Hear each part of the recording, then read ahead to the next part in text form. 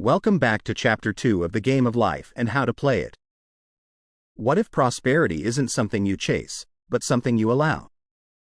In this chapter, Florence introduces one of her most challenging ideas yet: that your words, your vision, and your preparation determine whether supply flows or stalls.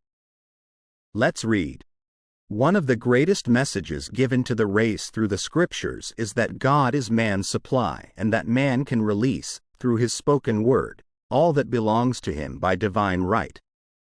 He must, however, have perfect faith in his spoken word.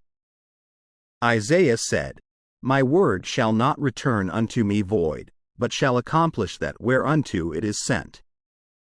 We know now that words and thoughts are a tremendous vibratory force, ever molding man's body and affairs. A woman came to me in great distress and said she was to be sued on the 15th of the month for $3,000. She knew no way of getting the money and was in despair. I told her God was her supply and that there is a supply for every demand. So I spoke the word. I gave thanks that the woman would receive $3,000 at the right time in the right way. I told her she must have perfect faith and act her perfect faith. The 15th came, but no money had materialized. She called me on the phone and asked what she was to do. I replied, "It is Saturday, so they won't sue you today. Your part is to act rich, thereby showing perfect faith that you will receive it by Monday." She asked me to lunch with her to keep up her courage. When I joined her at a restaurant, I said, "This is no time to economize. Order an expensive luncheon, act as if you have already received the $3,000. All things whatsoever ye ask in prayer, believing, ye shall receive." You must act as if you had already received. The next morning she called me on the phone and asked me to stay with her during the day. I said, "No, you are divinely protected and God is never too late." In the evening she phoned again, greatly excited, and said, "My dear, a miracle has happened. I was sitting in my room this morning when the doorbell rang. I said to the maid, 'Don't let anyone in.' The maid, however, looked out the window and said, 'It's your cousin with the long white beard.' So I said, 'Call him back. I would like to see him.' He was just turning the corner when he heard the maid's voice, and he came back.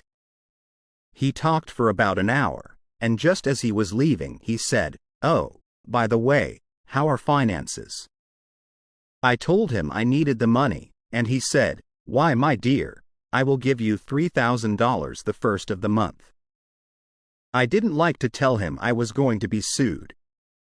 What shall I do? I won't receive it till the first of the month, and I must have it tomorrow. I said, 'I'll keep on treating.'" Quote, I said, "Spirit is never too late. I give thanks she has received the money on the invisible plane and that it manifests on time." The next morning her cousin called her up and said, "Come to my office this morning and I will give you the money." That afternoon, she had $3,000 to her credit in the bank, and wrote checks as rapidly as her excitement would permit. If one asks for success and prepares for failure, he will get the situation he has prepared for. For example, a man came to me asking me to speak the word that a certain debt would be wiped out. I found he spent his time planning what he would say to the man when he did not pay his bill, thereby neutralizing my words. He should have seen himself paying the debt. We have a wonderful illustration of this in the Bible, relating to the 3 kings who were in the desert, without water for their men and horses. They consulted the prophet Elisha, who gave them this astonishing message: "Thus saith the Lord, ye shall not see wind, neither shall ye see rain, yet make this valley full of ditches." Man must prepare for the thing he has asked for, when there isn't the slightest sign of it in sight. For example, a woman found it necessary to look for an apartment during the year when there was a great shortage of apartments in New York. It was considered almost an impossibility, and her friends were sorry for her and said, "Isn't it too bad? You'll have to store your furniture and live in a hotel." She replied, "You needn't feel sorry for me. I'm a Superman, and I'll get an apartment." She spoke the words, "Infinite Spirit, open the way for the right apartment." She knew there was a supply for every demand, and that she was unconditioned, working on the spiritual plane, and that one with God is a majority. She had contemplated buying new blankets, when the tempter, the adverse thought or reasoning mind, suggested, "Don't buy the blankets. Perhaps, after all, you won't get an apartment and you will have no use for them." She promptly replied, to herself, "I'll dig my ditches by buying the blankets." So she prepared for the apartment, acted as though she already had it. She found one in a miraculous way, and it was given to her although there were over 200 other applicants. The blankets showed active faith. It is needless to say that the ditches dug by the 3 kings in the desert were filled to overflowing. Read 2 Kings. Getting into the spiritual swing of things is no easy matter for the average person. The adverse thoughts of doubt and fear surge from the subconscious. They are the army of the aliens, which must be put to flight. This explains why it is so often darkest before the dawn. A big demonstration is usually preceded by tormenting thoughts. Having made a statement of high spiritual truth, one challenges the old beliefs in the subconscious, and error is exposed, to be put out. This is the time when one must make his affirmations of truth repeatedly, and rejoice and give thanks that he has already received. "Before ye call, I shall answer." This means that every good and perfect gift is already man's, awaiting his recognition. Man can only receive what he sees himself receiving. The children of Israel were told that they could have all the land they could see. This is true of every man. He has only the land within his own mental vision. Every great work, every big accomplishment, has been brought into manifestation through holding to the vision, and often just before the big achievement comes apparent failure and discouragement. The children of Israel, when they reached the promised land, were afraid to go in, for they said it was filled with giants who made them feel like grasshoppers. "And there we saw the giants, and we were in our own sight as grasshoppers." This is almost every man's experience. However, the one who knows spiritual law is undisturbed by appearance, and rejoices while he is yet in captivity.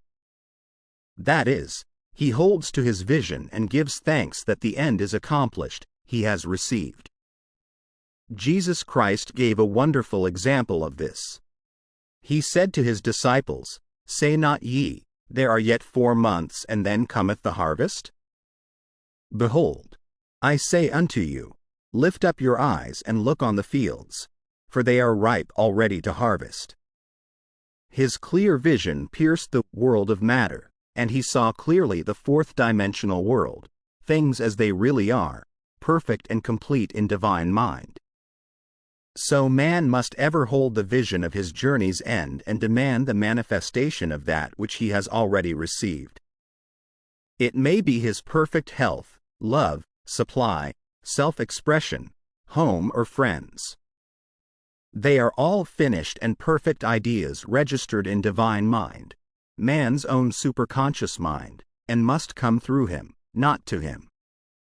For example, a man came to me asking for treatments for success. It was imperative that he raise, within a certain time, $50,000 for his business. The time limit was almost up when he came to me in despair. No one wanted to invest in his enterprise, and the bank had flatly refused a loan. I replied, "I suppose you lost your temper while at the bank, therefore your power. You can control any situation if you first control yourself. Go back to the bank," I added, "and I will treat." My treatment was, You are identified in love with the spirit of everyone connected with the bank. Let the divine idea come out of this situation." He replied, "Woman, you are talking about an impossibility. Tomorrow is Saturday. The bank closes at 12, and my train won't get me there until 10, and the time limit is up tomorrow, and anyway they won't do it." "It's too late." I replied, "God doesn't need any time and is never too late. With Him all things are possible." I added, "I don't know anything about business, but I know all about God."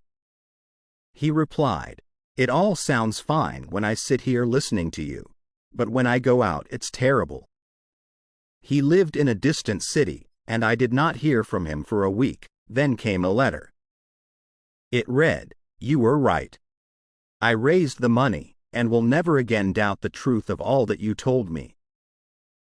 I saw him a few weeks later, and I said, "What happened? You evidently had plenty of time, after all."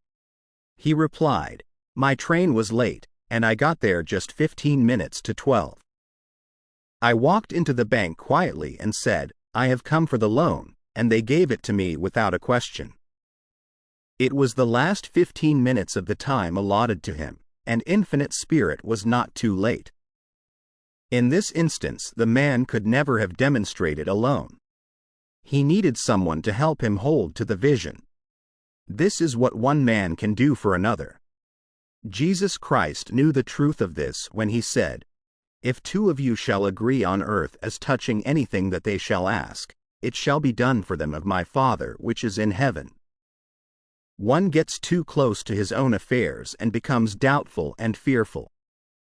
The friend or healer sees clearly the success, health, or prosperity, and never wavers, because he is not close to the situation.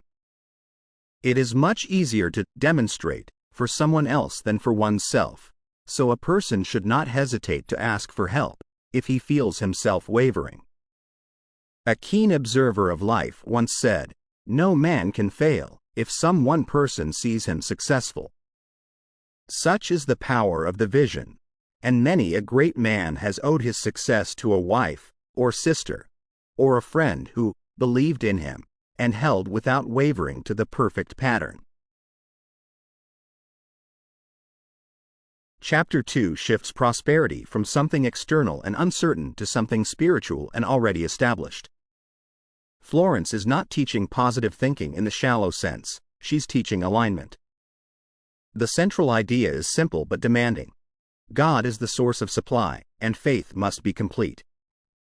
What stands out in this chapter is that prosperity isn't just about asking, it's about preparing. Digging the ditches becomes the great metaphor. You don't wait for rain to prepare, you prepare because rain is promised. Acting rich when money hasn't arrived. Buying blankets before the apartment appears. Walking into the bank calmly when the deadline is minutes away. These stories all illustrate the same spiritual law: faith must become visible through action. Another strong theme is the battle between faith and fear. Just before breakthrough, doubt intensifies. Old beliefs resist being replaced. Florence describes this as error being exposed. This explains why it often feels darkest before the dawn. The appearance of worsening circumstances is not proof of failure, it may actually signal movement. The chapter also emphasizes mental vision. You can only receive what you can see yourself receiving. The Israelites saw giants and felt like grasshoppers, and so they could not enter the promised land.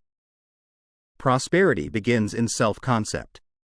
One of the most comforting ideas in this chapter is that sometimes we cannot hold the vision alone. Another person's belief, a friend, a healer, a spouse, can steady us when we waver. Agreement strengthens faith. This suggests prosperity is not purely individual. It can be supported by shared conviction. In modern terms, Chapter 2 teaches that prosperity is not about forcing outcomes but about inner alignment.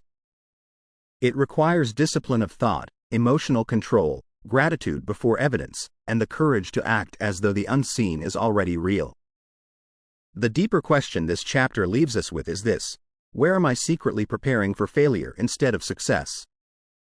Because according to this law, we do not receive what we ask for, we receive what we prepare for. See you in the next chapter.